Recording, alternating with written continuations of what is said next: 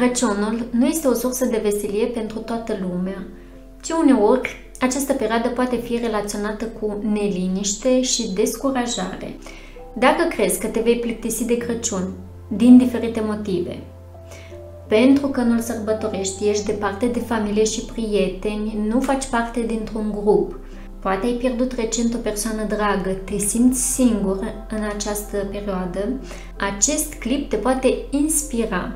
Îți prezint activități și exerciții menite să te relaxeze de Crăciun. Recunoașterea propriilor emoții este primul pas către înțelegerea a ceea ce este valoros pentru noi. De exemplu, de Crăciun ne putem simți triști când suntem departe de familie. Asta ne indică cât de importantă este familia pentru noi, dar și această sărbătoare. A acorda atenție modului în care se simte corpul este una dintre metodele prin care putem identifica emoțiile. De pildă, dacă inima bate cu putere, avem mușchi încordați și ne vine să ridicăm tonul sau să lovim în ceva, cel mai probabil este că simțim furie. Următorul pas pentru a face față unei emoții puternice este de a numi emoția, fără a acționa pe moment sau a lua o decizie. Ulterior, exprimarea acesteia se poate face verbal, în scris sau chiar prin intermediul artei. În final, grija pentru propria persoană poate fi un scut protector important în scăderea intensității emoției. Recunoașterea și acceptarea propriilor emoții ne poate ajuta să le tolerăm mai mult. Meditează. Concentrează-te pe respirația lentă și profundă. Observă gândurile care apar în minte. Repetă un cuvânt sau o propoziție care oferă un sentiment de siguranță. Cum ar fi: sunt mai calm, sunt în siguranță. Meditația și felul în care respirăm sunt interconectate. Respirația corectă, care ne calmează și ne oxigenează mai mult creierul, este cea care se face din abdomen, nu din piept. Așadar, să inspirăm și să expirăm din abdomen încet și profund când vrem să ne liniștim.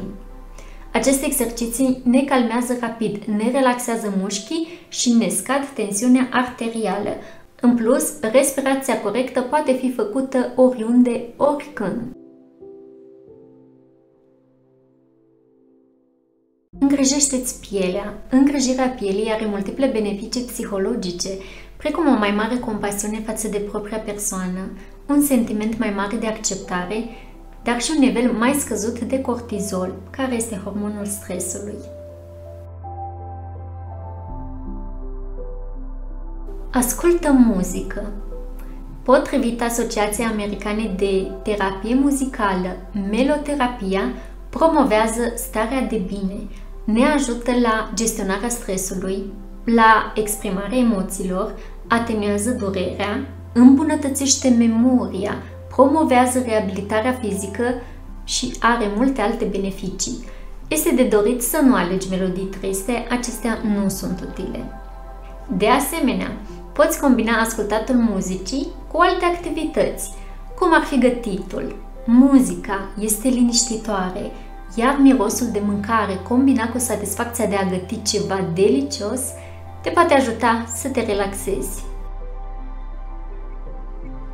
Plimbă-te în spații verzi sau prin zăpadă. Doar 5 minute de exerciții în spații verzi sau prin zăpadă au ca rezultat îmbunătățirea stării de spirit, a stimei de sine și a vitezei de procesare. Mintea lucrează mai repede. Drumețiile în natură reprezintă unul dintre cele mai ieftine moduri de a gestiona emoțiile.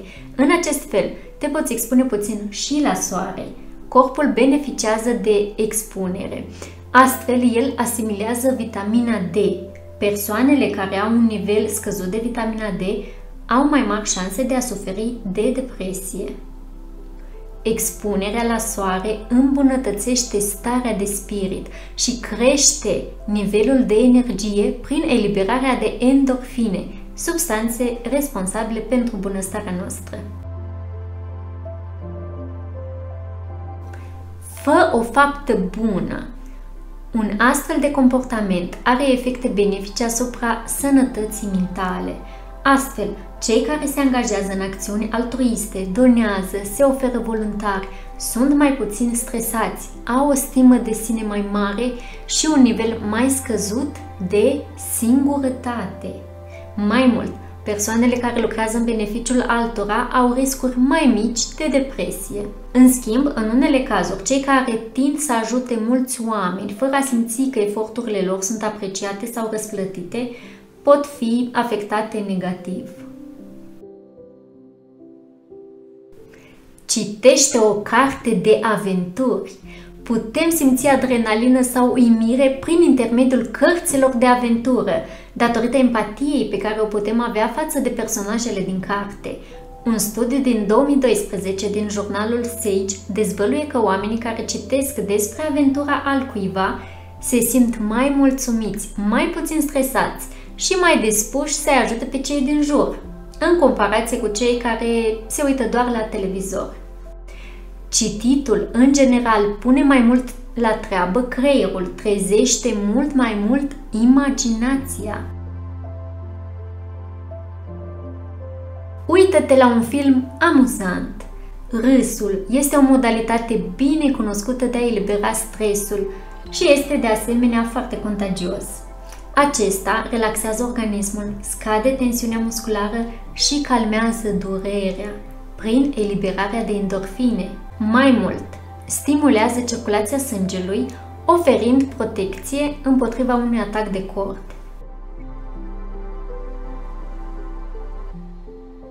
Scrie în jurnal. Simplul fapt de a scrie o problemă pe hârtie îți oferă mai mult timp să privești problema detașat, mai rațional, fără a dramatiza prea mult situația. În plus, ai mai multe șanse să găsești soluții utile, acordându-ți mai mult timp.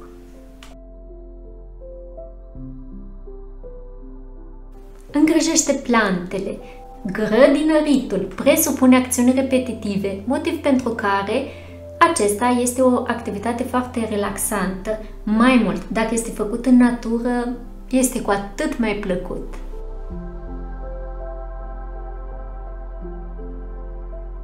Cântă.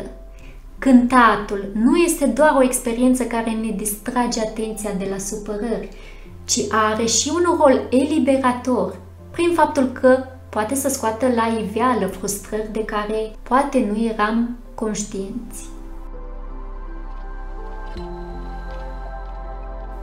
Fă o baie caldă.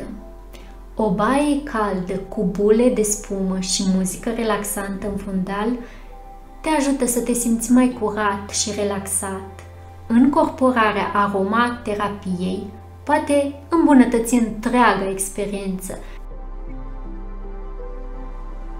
Petrece mai mult timp cu animalele de companie. De exemplu, ai putea ieși la o plimbare mai lungă cu cățelul tău. Există două beneficii principale.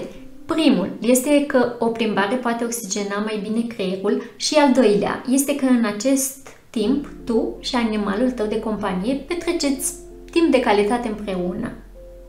Astfel, afecțiunea dintre voi crește și nivelul de stres poate să scadă. Loialitatea și dragostea necondiționată a câinelui ne oferă un sentiment de siguranță și protecție. Mai mult, ai putea să te joci și cu pisica ta. Dacă nu ai una, poți adopta una de la un adăpost de animale. Proprietarii de pisici au un risc cu 30% mai mic de atac de cord decât persoanele care nu au pisici, conform unui studiu de 10 ani efectuat pe 4.000 de americani realizat de Universitatea din Minnesota. Felinele ajută la normalizarea pulsului, a tensiunii arteriale și la reducerea stresului.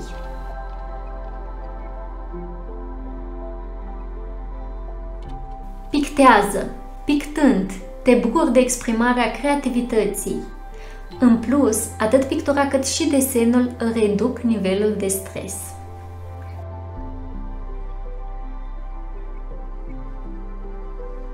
Dansează. Dansul este o formă excelentă de antrenament fizic. În plus, acesta include și distracție, astfel încât efectul tonic asupra creierului este și mai mare.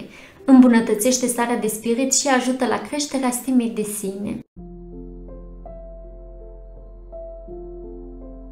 Fă o listă cu calitățile tale. Mintea umană este concentrată în primul rând pe negativ, pe pierdere și pe amenințare.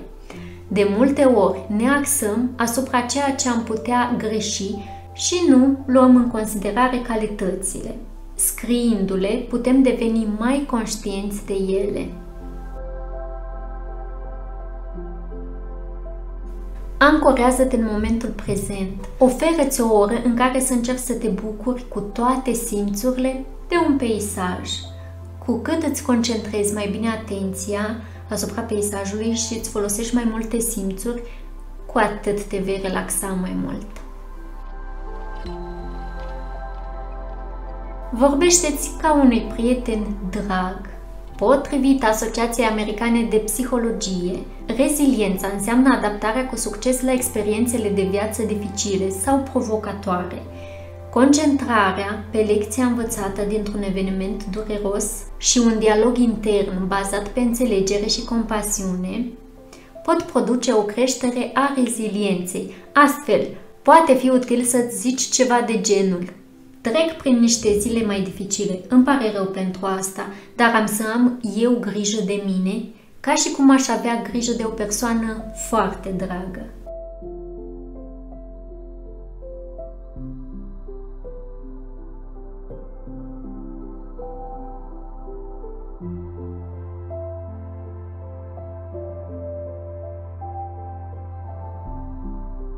Aceste activități și metode de relaxare te pot ajuta să tolerezi mai mult perioada sărbătorilor.